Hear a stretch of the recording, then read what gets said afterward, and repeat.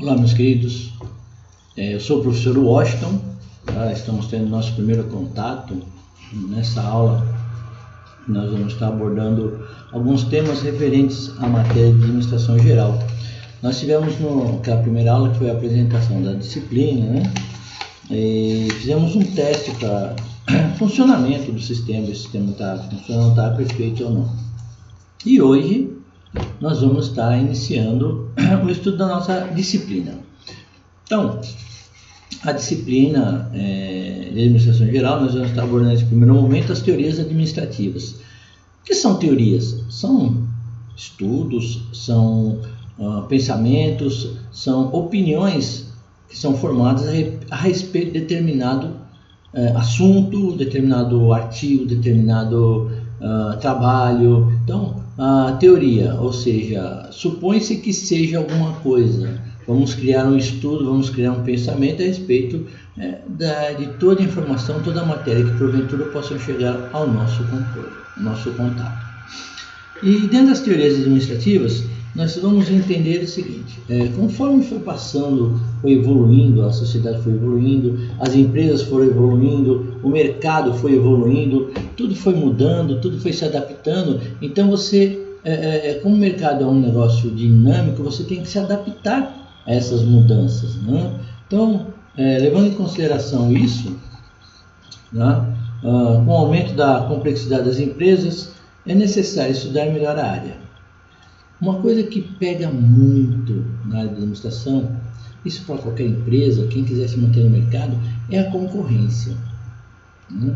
A concorrência, o seu concorrente, ele procura oferecer o mesmo produto que você, numa condição melhor, com um diferencial em relação ao seu produto para cativar consumidores.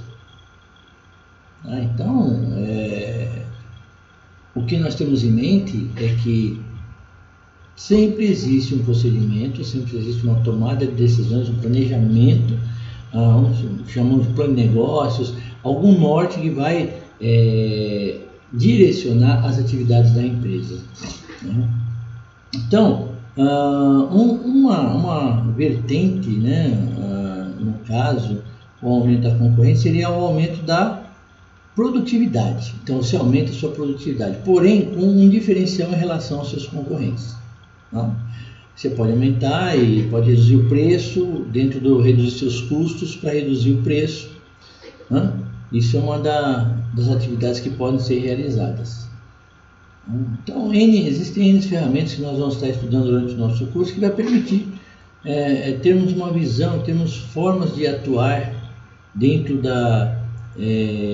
que a empresa espera e mantendo a lucratividade, porque afinal de contas toda empresa é criada para gerar lucros, né? Então esses lucros têm que ser geridos, têm que ser distribuídos, administrados, reinvestidos na produção, distribuídos aos associados, aos sócios ou acionistas, tá? Isso vai depender de como é a constituição da empresa. Então, para nós entrarmos na teoria administrativa, nós vamos estar estudando alguns pensadores dessas teorias, né? Então, existem vários pensadores com várias opiniões, com várias vertentes a respeito do tema, da administração. Então, não pensou-se em administração, pensou-se no contexto. O mundo saindo do pós-guerra, então as economias estavam todas derrubadas, quebradas, os países estavam empobrecidos e precisavam buscar alternativas para que pudessem crescer, né? Então, você chega no ponto em que você começa a buscar alguma coisa que vá permitir você crescer, você continuar produzindo, tendo sua lucratividade, tendo seu lucro, tendo o retorno do seu investimento. Para isso nós buscamos, na maioria das vezes, nós buscamos capital externo, capital, e isso você precisa ter uma garantia, você precisa ter alguma coisa. Então, um dos pensadores, né, da chamada escola clássica, porque a administração ela teve várias escolas, uma delas é a escola clássica, né, que ela foi desenvolvida baseada nos princípios de Taylor. Nós vamos estar estudando cada um dos pensadores, tá bom? Taylor, Fayol, Franklin, Hamilton Emerson, Hugo Mustenberg, Henry Ford. Vamos estar vendo cada um deles, né, as suas ideias e como isso foram aplicadas nas suas atividades e permitiram que muitos objetivos fossem alcançados. Então, Taylor, em 1903, ele criou algumas normas de procedimentos, algumas sugestões, depois de muito estudar, porque quando começou o processo industrial na Europa, no século XX, então, nos anos 1900, o processo industrial estava em pleno vapor, então você precisava de mão de obra, então você contratava homens, mulheres, até crianças, as famílias inteiras trabalhavam numa fábrica, ganhando pouco, produzindo muito, ganhando pouco, né? Mas era o suficiente para elas se manterem e impedir que ela saísse dali para ir para outro lugar. Então, desde 1900, então você começou a analisar, começa a analisar essa situação. O que pode fazer para melhorar? Para manter a economia aquecida, gerar empregos e gerar renda, né? Diversificar a produção, parar de fazer aquela ser centralizado os negócios, né? Então você começa a agir de uma forma diferente, começa a pensar fora do quadrado, né? Então, os principais pontos, né, que foram levantados, né, nesse estudo, a estruturação especializada do trabalho, ou seja, cada funcionário fazia apenas uma função. Então, na ideia de Taylor, se você tivesse um funcionário bem treinado naquela função, ele ia render muito. Tá? Então, cada um era especialista na sua função. Então, você treinava para que essas pessoas, esses colaboradores, eles produzissem o máximo dentro daquilo. Mas tem um inconveniente, né? Você só sabe apertar parafuso, e se você tivesse que desapertar, eu não sei se você apertar parafuso, quer dizer, você fica limitado. Então você precisa de uma mão de obra grande para poder desenvolver cada projeto, cada processo produtivo. E às vezes acaba ficando muito caro. Mas a ideia dele achou que assim começou a dar um norte. E muitas empresas começaram a seguir esses ensinamentos que ele passava, né? Análise da produção em massa. Produzir em grandes quantidades, diminuindo o custo unitário. Se você tem uma planta que produz 2.000 produtos por mês e você atualmente só produz 300 por mês, o que está acontecendo aí? Você está tendo uma defasagem muito grande, ou seja, a sua planta, você vai usar uma parte só, um terço dessa planta e o restante vai ficar parado, e quando fica parado pode dar problema. Então, é um espaço, é um dinheiro que você gasta, né? E às vezes você não tem material para repor. Bom, então, o que acontece? Você analisou a produção em massa, vamos supor, uma coisa que vocês vão ver em Ford é a linha de montagem, tá? Ali, o pensamento de Ford é que todo americano precisa ter um carro, todos os carros eram iguais, cor preta, Ford bigode, cor preta, todos os carros da Ford eram de cor preta. Começou a mudar as cores quando a General Motors entrou no mercado. Mas aí, mais para frente, nós vamos ver isso aí, tá bom? Por enquanto, vamos só comentar alguns pontos a respeito desse assunto que estamos tratando agora, tá? Continuando. O estudo dos tempos e métodos, tá? Que serve para determinar quanto cada movimento dos funcionários gastam em tempo. Você analisando a atividade produtiva, você analisando, segundo Taylor, a especialização, você vai ter redução de tempo e com isso vai aumentar o quê? Os seus lucros, né? Vai gastar menos, você vai produzir mais e você acaba recebendo esses benefícios. Então, o que nós temos que fazer? Estudar os métodos que a empresa adota, como ela funciona no mercado, o que nós esperamos dessa empresa quando ela estiver no mercado, né? Então isso são informações que a gente vai ter que estar trabalhando, tá? Não vai ter como fugir disso aí, né? Então é uma atividade que exige muito dos profissionais, né? Isso, Taylor, Franklin e Lillian Gilbert, em 1912, concordaram com isso, tiveram algumas alterações. Quer dizer, conforme a sociedade vai evoluindo, né, vai mudando, você cria novas ferramentas, você cria novas formas de produção, aliando a experiência que tivemos no passado com o futuro, com o daqui para frente. É isso que é importante para a gente poder respirar, poder fazer o que tem que fazer certinho, trabalhar e pedir a Deus que continue nos orientando, nos ajudando para que possamos vencer isso aí, né? Então, na administração, esses pensadores, eles trabalharam em cima desses fatos, cada um analisou de uma maneira e os seus estudos foram publicados em revistas especializadas e em livros, né? Porém, algumas pessoas começaram a ver alguns problemas, começaram a criticar essas posições. São pessoas que tinham conhecimento, né? São advogados, são juristas, e começaram a questionar.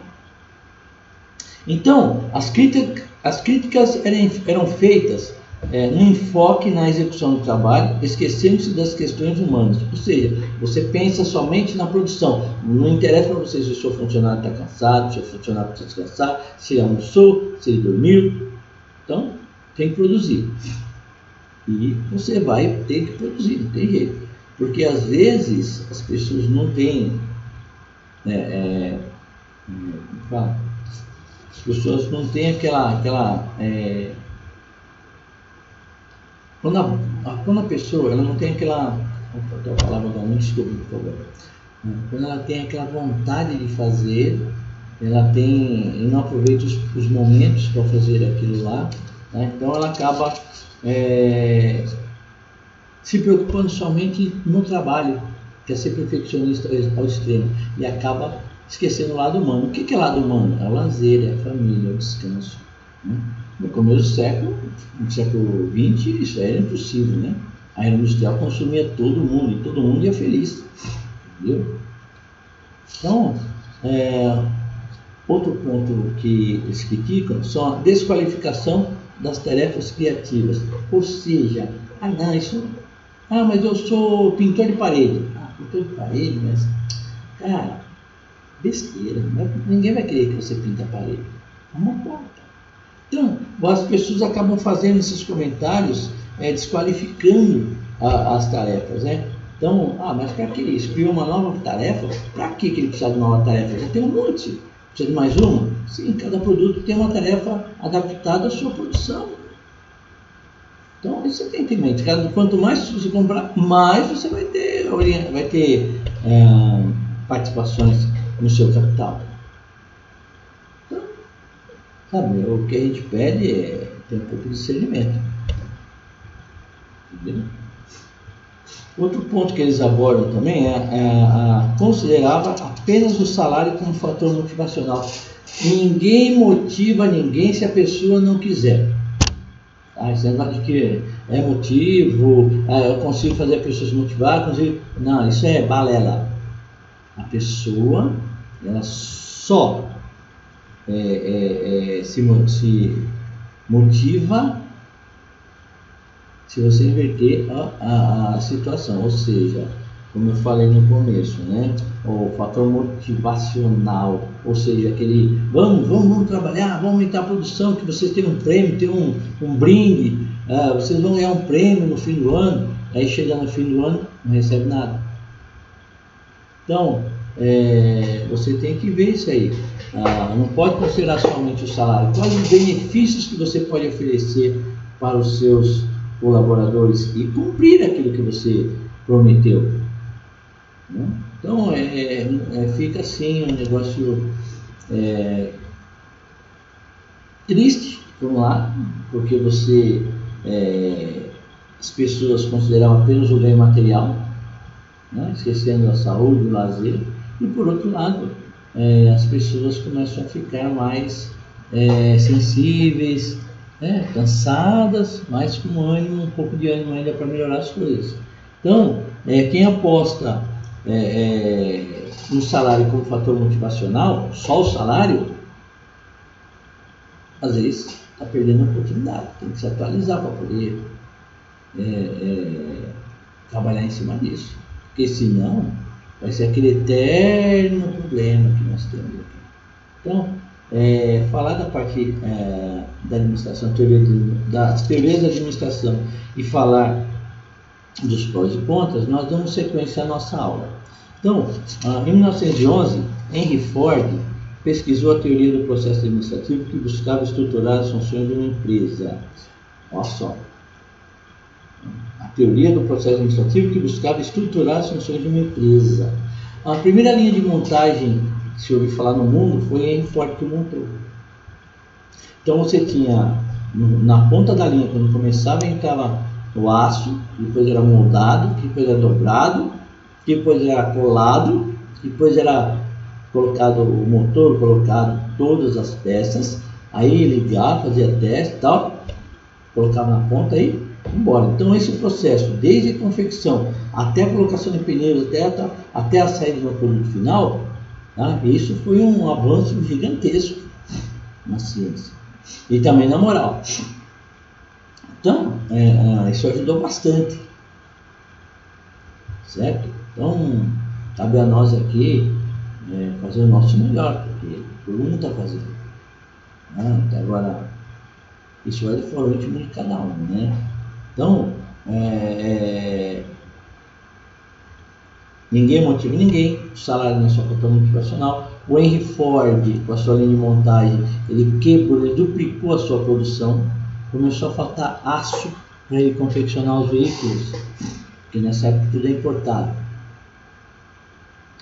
Então, com essa pesquisa de base, atualmente se busca melhorar a produtividade, mas levando-se em conta as questões humanas, com células de produção que se consistem em um agrupamento de máquinas e funcionários que planejem a execução as atividades, que executem as atividades. Ou seja, o que ele está querendo dizer aqui?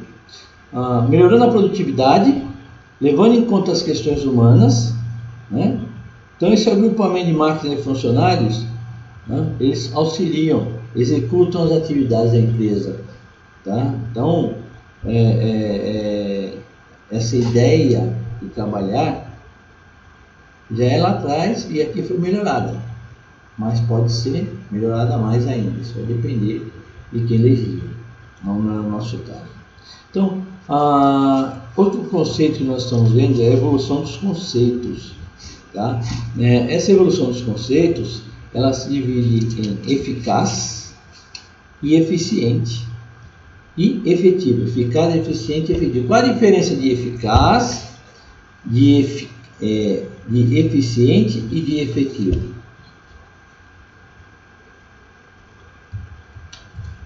Qual a diferença? O que vocês acham? O que vocês acham? Eficaz, fazer o que foi proposto, fazer o melhor produto. Isso é eficaz. Eficácia. Eficiente é você fazer o que foi proposto, utilizando os melhores recursos e melhorando a relação custo-benefício. Então, eficaz é a atividade, é o ato de ficar, de fazer alguma coisa. E aqui nós temos o eficiente, que faz o quê? O que foi proposto, utilizando-se os melhores recursos. O que são melhores recursos? Os dinheiros que você tem guardado ou o investimento da empresa, ela faz um aporte para conseguir ter vagas suficientes no hospital. Tá? Então, isso às vezes ajuda e ao mesmo tempo atrapalha. Mas temos que seguir essas normas para que possamos então vencer, né? Vencer, crescer e trazer muito lucro para a empresa, porque é muito lucro para nós. Tá? Então, essa aula agora do curso, a segunda aula, né? Primeira aula propriamente dita, tá? Então ela fica aí para a gente poder relembrar algum detalhe que ficou, que passou. Nós vamos ver mais para frente, como eu falei, todos os pensadores, tá bom? Todos os pensadores, nós vamos ver um por um, tá bom? Uma boa noite, bom estudo e até a próxima.